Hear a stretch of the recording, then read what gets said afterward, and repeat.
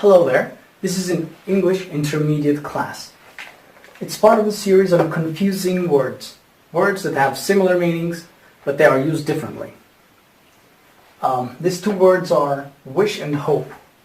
They are very similar, they both mean want, they are both verbs, and they are both regular verbs. In past, they take the form wished and hoped. The reason why they might be very confusing to use appropriately is because in your language they can be used very similarly or perhaps as the same word. I will teach you how to use them properly. I will teach you their definitions and how to use them properly in grammatics too.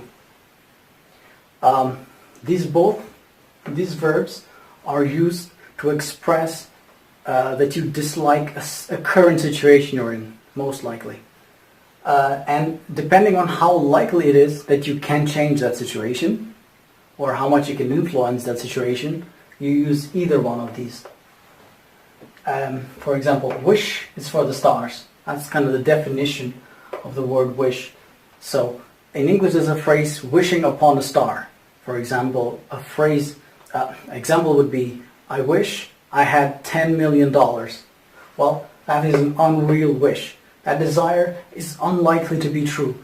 In fact, it's impossible if you don't have this money. Hope is for dreamers. Something that could be real if you put some effort to reach that goal. So it means it is likely to happen. We will see how to combine them with past simple and past perfect to express and talk about your dreams and your goals. So you talk about your dreams with wish and your goals with hope, something that you can achieve. For example, if you hope, you can use hope to say, I hope it won't rain tomorrow. Or, I hope I will pass the test. She hopes, for example, she hopes that the exam will be easy tomorrow. Okay, so these are realistic wishes, and they have a future reference. So, for example, I hope it won't rain. Won't is on the future tense, and that's equivalent to will not. But you can also use them as a future reference using present simple. For example, you can say, I hope it doesn't rain tomorrow, and it's still a future reference. And wish has very important functionality in English, and depending on when you want something, we use certain tenses. For example, when you have something that is unlikely, a wish that is not true, or it can't be true, and you want to use it for now, for something you want right now, it has a structure, I wish I, either one of these, or any verb in the past simple, plus the noun. For example, I wish I were taller. Well, that's impossible. You cannot just grow taller. Especially right now. You cannot be taller now. Or, I wish I had $1 million. That's also impossible. If you don't have them, you're just making a wish right now. I wish I knew famous people. That's also something out of question. That's why you're making a wish about it. Okay?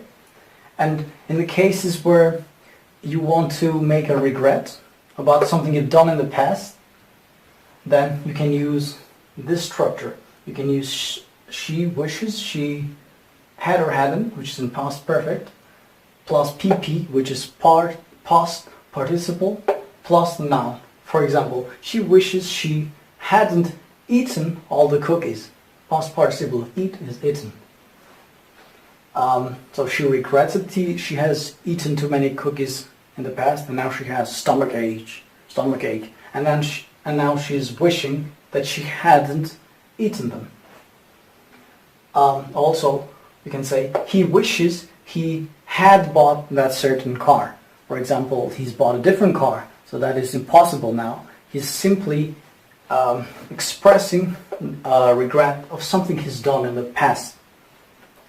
Another case would be when you wish something as a future reference, something that is impossible to happen because of the circumstances, but you wish that was true in the future. For example, they wish they would go to Spain.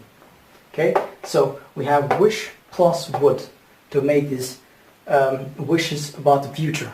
And the base verb, you use the verb in present simple. Okay, another example would be they wish they would have more food on the table tomorrow, for example. Okay, that means they don't have food for tomorrow and they're wishing they did. Okay, so depending on what time you want something, you can use certain tenses. For example, when you want to something right now that is impossible, you use past simple. When you want to talk about a regret of the past, you use past perfect. And when you're making a future reference, you use present simple. Okay? This is it about this lesson. I will see you on the next part of this course.